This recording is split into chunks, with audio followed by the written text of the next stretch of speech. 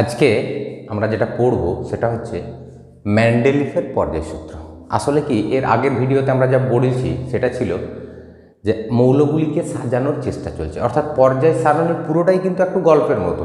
অনেকগুলি মৌল আছে, অনেকগুলি মৌলের ধর্ম আমাদের মনে রাখা সম্ভব নয়, সেই কারণে সমস্ত মৌলগুলিকে সাজানোর চেষ্টা চলছে। প্রথমে বিজ্ঞানী ডোবেরাইনার তার ত্রয়ী সূত্র দিয়ে মৌলগুলিকে সাজানোর চেষ্টা করেছিল, কিন্তু সেক্ষেত্রে সমস্ত মৌলের ক্ষেত্রে সেই ত্রয়ী সূত্রটি খাটে না। এরপরে আবার বিজ্ঞানী নিউল্যান্ড তার অষ্টক সূত্র দিয়ে মৌলগুলিকে সাজানোর চেষ্টা করেছিল। সেক্ষেত্রেও দেখা গেল যে অষ্টক সূত্রটি প্রথম দিকে মৌলের ক্ষেত্রে ঠিকই আছে, কিন্তু পরবর্তী মৌলের ক্ষেত্রে কিন্তু এই অষ্টক সূত্রটি আর খাটছে না, তাই অষ্টক সূত্রটিও বাতিল করা হলো। এবং এরপরে বিজ্ঞানী মেন্ডেলিফ তিনি একটি সূত্র দিলেন এবং সেই সূত্র অনুসারে মৌলগুলিকে সাজানো হলো। এবার মেন্ডেলিফের সূত্রটি আমরা একটু পড়ে নেব, তারপরে আমরা সূত্রটি বুঝে নেব। মেন্ডেলিফের সূত্রটা এরকম: বিভিন্ন মৌলের ভৌত ও রাসায়নিক ধর্মগুলি ওদের পারমাণবিক গুরুত্ব বৃদ্ধির সাথে সাথে পর্যায়ক্রমে পুনরাবৃত্ত হয়। এটা মেন্ডেলিফের পর্যায় সূত্র।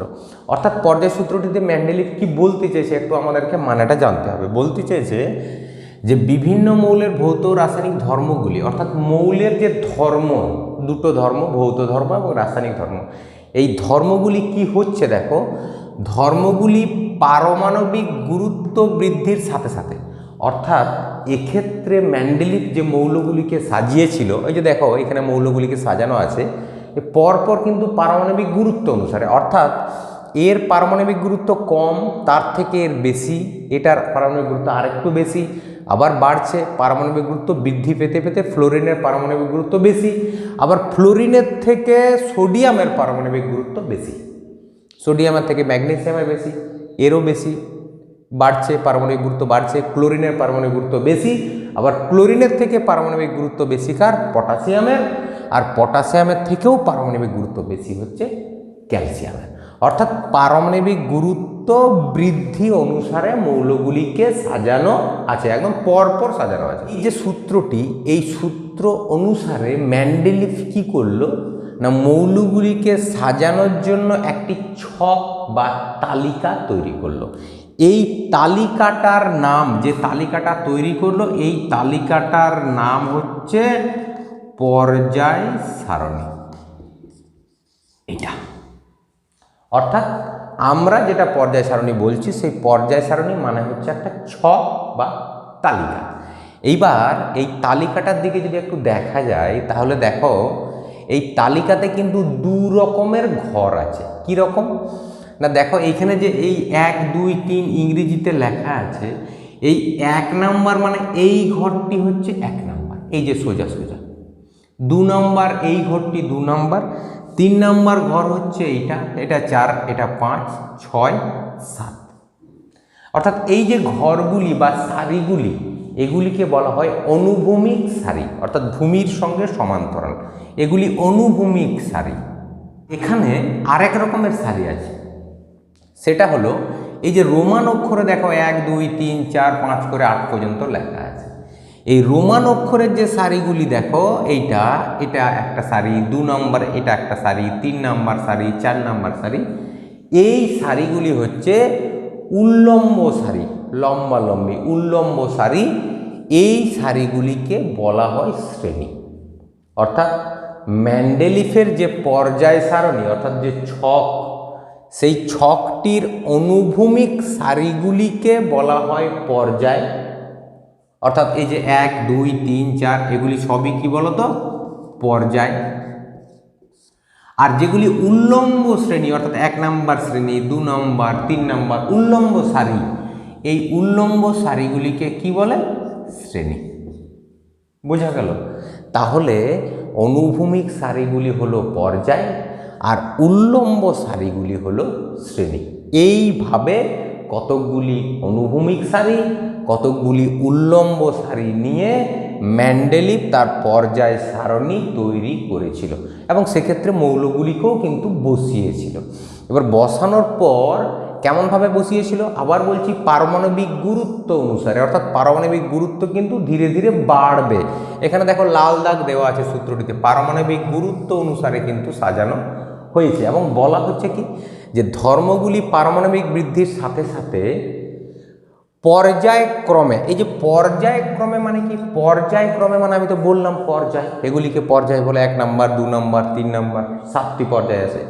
অর্থাৎ পর্যায়ক্রমে মানে 1 নম্বর পর্যায়ের পরবর্তী পর্যায়ে 2 নম্বরে, বা 2 নম্বরের পরবর্তী পর্যায়ে 3 নম্বরে, অর্থাৎ ক্রমে ক্রমে 1-এর পর 2, 2-এর পর 3, এই ক্রমে ক্রমে কি হবে? পুনরাবৃত্ত হয়। পুনরাবৃত্ত মানে বারবার ঘুরে আসা, আবৃত হওয়া, আবার ফিরে আসা, এটাকে বলা হয় পুনরাবৃত্তি। এখন প্রশ্ন হচ্ছে কি ফিরে আসবে? ফিরে আসবে কি না, বিভিন্ন মৌলের ভৌত রাসায়নিক ধর্মগুলি, অর্থাৎ যে ধর্মগুলি আছে মৌলের, সেই মৌলের ধর্মগুলি কিন্তু পর্যায়ক্রমে, অর্থাৎ একটি পর্যায়ের পরবর্তী পর্যায়ে আবার পুনরাবৃত্ত হবে, আবার ফিরে ফিরে আসবে। দেখো আমি একটু বুঝিয়ে দিই, তাহলে বুঝবে। দেখো এখানে আছে লিথিয়াম, এই যে লিথিয়াম, এই লিথিয়াম হচ্ছে একটি ধাতু। তাহলে লিথিয়াম যদি ধাতু হয়, এরপরে দেখো, এবং এটি একটি ক্ষার ধাতু, এরপরে ক্ষার ধাতু কী জিনিস আমরা পরে বলবো, যে ক্ষার ধাতুর মানে এরা ক্ষার উৎপন্ন করতে পারে, তাই এগুলি ক্ষার ধাতু। এবার দেখো এই যে লিথিয়াম আছে 2 নম্বর পর্যায়ে লিথিয়াম, এবার 2 নম্বর পর্যায়ে লিথিয়াম থেকে আস্তে আস্তে পারমাণবিক গুরুত্ব বৃদ্ধির পর এবার যখন 3 নম্বর পর্যায়ে আমি চলে আসব, তখন দেখা যাবে লিথিয়ামের ধর্ম আর সোডিয়ামের ধর্ম কিন্তু একই রকম। অর্থাৎ লিথিয়ামের ধর্মটি আবার ফিরে চলে এসছে কার কাছে? সোডিয়ামের কাছে। এইবার সোডিয়ামের পরে যখন আমরা যাব, তখন সোডিয়ামের পরবর্তী যে পর্যায়, অর্থাৎ সোডিয়াম 3 নম্বরে, তার পরবর্তী পর্যায় হচ্ছে 4 নম্বরে। যখন 4 নম্বর পর্যায়ে আসবো, সেক্ষেত্রে আমরা দেখব যে 4 নম্বর পর্যায়ে যে পটাশিয়াম, এই পটাশিয়ামের মধ্যে কিন্তু সোডিয়ামের ধর্মটি ফিরে এসছে। অর্থাৎ লিথিয়ামের যা ধর্ম ছিল, সেই ধর্মটা সোডিয়ামের মধ্যে ফিরে আসবে তার পরবর্তী পর্যায়ে। আবার সোডিয়ামের পরবর্তী পর্যায় হচ্ছে 4 নম্বর পর্যায়ে, 3 নম্বরের পরবর্তী, এই 4 নম্বর পর্যায়ে পটাশিয়ামের মধ্যে আবার সেই ধর্মটি ফিরে আসবে। সুতরাং এখানে যে মৌলগুলি আছে, লিথিয়াম, সোডিয়াম, পটাশিয়াম, এদের ধর্ম কিন্তু একই রকম, কোনো আলাদা ধর্ম নেই। তাহলে কি দেখা গেল না, মেন্ডেলিভ মৌলগুলিকে পর্যায় অনুসারে সাজিয়ে দিয়েছে। এবং সাজানো কেমনভাবে সাজিয়েছে? পারমাণবিক গুরুত্ব অনুসারে। পারমাণবিক গুরুত্ব অনুসারে সাজানোর পর মেন্ডেলিভ বলল যে কোনো একটা পর্যায়ের পরবর্তী পর্যায়ে আবার কিন্তু ওই ধর্মগুলি বারবার ফিরে ফিরে আসবে। এইটাই হচ্ছে মেন্ডেলিভের পর্যায় সূত্র। বোঝা গেল?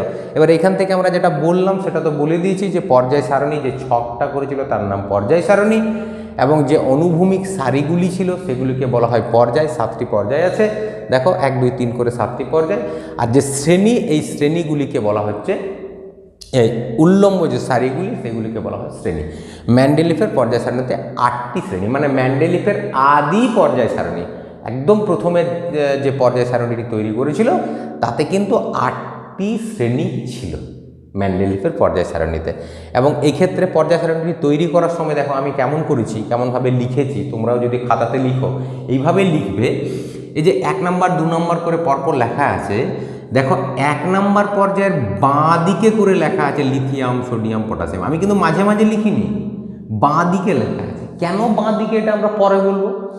এবার দেখো 2 নম্বর যে শ্রেণী, এই 2 নম্বর শ্রেণীরও দেখো যে বেরিলিয়াম, ম্যাগনেসিয়াম, ক্যালসিয়াম সবই কিন্তু বাঁ দিকে রাখা আছে। অর্থাৎ এই যে ঘর, এই ঘরের বাঁ দিকে করে রাখা আছে। বাঁ দিকে করে রাখা আছে মানে ডান দিকে নিশ্চয়ই কিছু থাকবে, সেটা আমরা পরে জানবো। আবার যখন 3 নম্বরে গেলাম তখন কিন্তু এটা ডান দিকে, 4 নম্বরে ডান দিকে, 5-এ ডান দিকে, 6-এ ডান দিকে, 7-এ ডান দিকে। অর্থাৎ প্রথম 1 নম্বর আর 2 নম্বরের মৌলগুলি বাঁ দিকে বসালাম, আর বাকি 3, 4, 5, 6, 7 এগুলিকে ডান দিকে। তারপরে দেখো এখানে যে 8 নম্বর শ্রেণী, এই 8 নম্বর শ্রেণীটা কিন্তু একটু চওড়া করা আছে, একটু মোটা করা আছে। কেন? 8 নম্বর শ্রেণীতে ওখানে 3টি মৌল থাকে, একসঙ্গে বাস করে। 3টি মৌলকে মেন্ডেলিভ রেখেছিল। আমি 3টি মৌল একটু লিখছি, একটা শ্রেণীর আমি লিখে দিচ্ছি। দেখো এখানে আছে এটা, অর্থাৎ এই তিনটি মৌল, এই যে Fe মানে লোহা, CO মানে কোবাল্ট, Ni মানে নিকেল, ফিকোনি, এই যে ফিকোনি, লোহা, কোবাল্ট, নিকেল, তিনটি মৌলকে একসঙ্গে রেখেছিলেন মেন্ডেলিভ একটা শ্রেণীর মধ্যে। তাই এই শ্রেণীটা, এই 8 নম্বর শ্রেণীটা কিন্তু অনেকটা চওড়া ছিল। ঘর করেননি, একটা শ্রেণীতেই তিনটি মৌলকে রেখেছিলেন। ওকে, বোঝা গেল? তাহলে এটাই হলো মেন্ডেলিভের পর্যায় সারণী, আদি পর্যায় সারণী। এইবার যখনই পরবর্তীকালে আবার এই মেন্ডেলিভের পর্যায় সারণী সম্পর্কে যখনই আমরা পড়ব বা তার ছাত্ররা যখন এই পর্যায় সারণীটা দেখার পর এখান থেকে কিন্তু আমাদের কিছু সুবিধা হয়েছিল। কি সুবিধা দেখো, অর্থাৎ পর্যায় সারণীর, এটিকে আমরা বলি পর্যায় সারণীর উপযোগিতা। আমি এখানে লিখছি, দেখো, পর্যায় সারণীর উপযোগিতা। দেখো কি কি সুবিধা হয়েছে এই পর্যায় সারণী থেকে। প্রথম সুবিধা হচ্ছে 1 নাম্বার, মৌলের যে ধর্ম, সেই ধর্ম অধ্যয়ন করা, অর্থাৎ ধর্মগুলিকে মনে রাখা, মৌলগুলি যে ধর্ম, সেই ধর্মগুলিকে মনে রাখা অনেকটা সহজ হয়েছে। এবং সহজের জন্যই তো আমরা মৌলগুলিকে মেন্ডেলিভ বা তার আগে ডোবেরাইনার, নিউল্যান্ড তারা সাজাচ্ছে কেন, মৌলগুলিকে যাতে সহজে মনে রাখা যায়। এত মৌলকে তো আর একা একা মনে রাখা যায় না, তাই তাদেরকে সাজানো হচ্ছে যাতে তাদেরকে খুব সহজেই মৌলগুলিকে মনে রাখা যায়। তাহলে সেটা করা হলো, তার অর্থাৎ ধর্মটা অধ্যয়ন করা খুব সহজ হয়েছে। যেমন আমরা দেখতে পাই যে আমরা যখন স্কুলে তোমরা পড়াশোনা করো, সেক্ষেত্রে দেখতে পাই যে যারা 5-এ পড়ে তাদের জন্য একটা আলাদা শ্রেণীতে তাদেরকে রাখা হয়, 6-এর জন্য আলাদা শ্রেণীতে রাখা হয়। কি না, তাতে আমাদের অনেকটা সুবিধা হয়, পড়াতে সুবিধা হয়, তোমাদেরও সুবিধা হয়। একটা রুমে সবই একই ক্লাসের ছাত্রছাত্রী তোমরা বসে থাকো, এই সুবিধার জন্য মৌলগুলিকে সাজানো হয়। এবং সেক্ষেত্রে আমি ওইটাও বলতে পারি যে একজন ছাত্রকে দেখলেই বা একজন ছাত্রকে যদি আমি পড়ানোর চেষ্টা করি, তাহলে সকলেই ওই বিষয়টা বুঝতে পারবে, ওই বিষয়টা পড়তে পারবে। এই কারণের জন্য তাদেরকে সাজানো হয়েছে। যেমন ছাত্রছাত্রীকে সাজানো হয়েছে, ঠিক সেরকম এখানেও মৌলগুলিকে সাজানো হয়েছে। তাতে কি হচ্ছে, মৌলগুলির ধর্মটা অধ্যয়ন করা সহজ হয়েছে।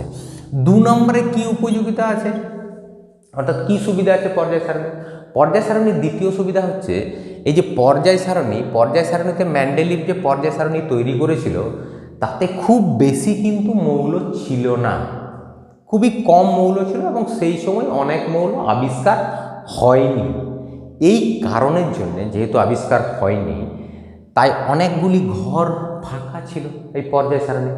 আর এই ফাঁকা থাকার কারণে কি হয়েছিল, পরবর্তীকালে তার শিষ্যদের মধ্যে একটা কৌতূহল জেগেছিল বা প্রশ্ন জেগেছিল যে এই ফাঁকা ঘরগুলি কেন থাকবে, তাহলে নিশ্চয়ই ফাঁকা ঘরে কোনো মৌল আছে। এইটার ফলে কি হয়েছিল, পরবর্তীকালে আবার নতুন নতুন মৌল আবিষ্কৃত হয়েছিল বা আবিষ্কারের অনুপ্রেরণা পেয়েছিল মেন্ডেলিভের ছাত্ররা বা অন্যান্য বিজ্ঞানীরা। অর্থাৎ এই মেন্ডেলিভের পর্যায় সারণীর যে দ্বিতীয় সুবিধা, সেটা হচ্ছে এখান থেকে অনেক নতুন মৌলের আবিষ্কার সম্ভব হয়েছে। তাহলে এটা দ্বিতীয় সুবিধা হচ্ছে নতুন মৌল আবিষ্কার। পর্যায় সারণীর সাহায্যে অনেক নতুন মৌলের আবিষ্কার সম্ভব হয়েছে। আচ্ছা, এরপরে এটা 3 নম্বর সুবিধা কি আছে, মেন্ডেলিভের পর্যায় সারণীর যে 3 নম্বর সুবিধা, সেই 3 নম্বর সুবিধাটা হলো যে এই যে পর্যায় সারণী, এই পর্যায় সারণী অনেক মৌল ছিল যেগুলির পারমাণবিক গুরুত্ব কিন্তু ভুল ছিল। এবার মেন্ডেলিভ কী করেছে, অনেক ক্ষেত্রে দেখা গেল, আমি মনে করছি একটি ছোট আমি উদাহরণ দিয়ে বলছি, মনে করি অ্যালুমিনিয়াম এবং সিলিকন, আমি যদি দুটোকে চিন্তা করি, তাহলে দেখো এখানে যেহেতু আগে অ্যালুমিনিয়াম আছে, তাহলে অ্যালুমিনিয়ামের পারমাণবিক গুরুত্ব কম হবে, আর সিলিকনের পারমাণবিক গুরুত্ব কী হবে বলো তো, বেশি হবে। এটাই নিয়ম, কারণ মেন্ডেলিভ তো পরপর পারমাণবিক গুরুত্ব অনুসারে সাজিয়েছে। তাহলে যদি এটা হয়, তাহলে অ্যালুমিনিয়ামের পারমাণবিক গুরুত্ব কম আর সিলিকনের হচ্ছে বেশি, এটাই নিয়ম। কিন্তু দেখা গেল না, অ্যালুমিনিয়ামেরই পারমাণবিক গুরুত্ব বেশি আর সিলিকনের কম। এটা অর্থাৎ আমি যদি উদাহরণ দিয়ে বলি, মনে করো অ্যালুমিনিয়াম এবং সিলিকন, আমি বলছি অ্যালুমিনিয়ামের পারমাণবিক গুরুত্ব 15 আর সিলিকনের পারমাণবিক গুরুত্ব হচ্ছে 14। হওয়া উচিত কি, অ্যালুমিনিয়ামের 14, সিলিকনের 15, এটা হওয়া উচিত। আমি উদাহরণ দিচ্ছি, আমি কিন্তু একদম যে অ্যালুমিনিয়ামের পারমাণবিক গুরুত্ব কত বা সিলিকনের কত সেটা একদম পরিষ্কার লিখিনি, আমি একটা উদাহরণের সাহায্যে দিচ্ছি। তাহলে দেখো এটা হওয়া উচিত সিলিকন না আগে থাকবে, অ্যালুমিনিয়াম পরে থাকবে, কিন্তু মেন্ডেলিফ তো এইভাবেই বসিয়েছে, যার ফলে তার যে ছাত্র, মেন্ডেলিফের ছাত্র বা অন্যান্য বিজ্ঞানীর মধ্যে একটা কৌতূহল হলো যে তাহলে এটি কি বিজ্ঞানী মেন্ডেলিফ ভুল করে বসিয়ে ফেলেছেন? কারণ অ্যালুমিনিয়ামের 15, সিলিকনের 14, তার সিলিকন আগে থাকবে, অ্যালুমিনিয়াম পরে থাকবে। এর ফলে দেখা গেল এরপরে বিভিন্ন ছাত্ররা, বিভিন্ন বিজ্ঞানীরা তারা পরীক্ষা নিরীক্ষা করে দেখলেন অ্যালুমিনিয়ামের যে পারমাণবিক গুরুত্ব, এই পারমাণবিক গুরুত্বটা আবার নির্ণয় করলেন। পারমাণবিক গুরুত্ব বায়ুমণ্ডলে এই অ্যালুমিনিয়ামটা কত পরিমাণে পাওয়া যায়, তার শতাংশ কত, সেই অনুযায়ী পারমাণবিক গুরুত্ব নির্ণয় করলেন, সিলিকনেরও নির্ণয় করলেন। এবং সঠিকভাবে পারমাণবিক গুরুত্ব নির্ণয় করার পর দেখা গেল যে না, এদের পারমাণবিক গুরুত্বের মধ্যেই ভুল ছিল। অর্থাৎ আগে যে পারমাণবিক গুরুত্ব নির্ণয় করা হয়েছিল তাতে কিছু ভুল হয়েছিল ক্যালকুলেশনের ক্ষেত্রে। তাই পরবর্তীকালে দেখা গেল না, এক্ষেত্রে ভুল আছে। ভুলটা কোথায়? না, ভুল হচ্ছে অ্যালুমিনিয়ামেরই 14 আর সিলিকনের কত বলো তো, 15। অর্থাৎ মেন্ডেলিফ অ্যালুমিনিয়াম আর সিলিকনকে যে বসিয়েছেন ঠিকই আছে, অ্যালুমিনিয়ামের 14, সিলিকনের 15। কিন্তু আগে মনে হচ্ছিল ভুল। কেন না, এখানে পারমাণবিক গুরুত্বের মধ্যে একটু ভুল ছিল। অ্যালুমিনিয়ামের পারমাণবিক গুরুত্ব 15 ছিল তখন, কিন্তু বের করা ছিল, ক্যালকুলেশনের ক্ষেত্রে ভুল হয়েছিল, আর সিলিকনের 14 ছিল। তো এই ক্যালকুলেশনে ভুল হয়েছিল। পরবর্তীকালে এই ক্যালকুলেশনটা যখন করা হলো তখন দেখা গেলো না, ঠিকই আছে, অ্যালুমিনিয়ামের 14টা হবে, সিলিকনের কত হবে, 15। অর্থাৎ বিজ্ঞানী মেন্ডেলিফ কিন্তু মৌলগুলিকে ঠিকই সাজিয়েছিলেন। তার ফলে এখান থেকে কি ঘটনাটা ঘটলো, এই যে পারমাণবিক গুরুত্বের কিছু কিছু মৌলের পারমাণবিক গুরুত্বের মধ্যে ভুল ছিল, সেই ভুলগুলি কি হলো বলতো, এখান থেকে সংশোধন হয়ে গেল।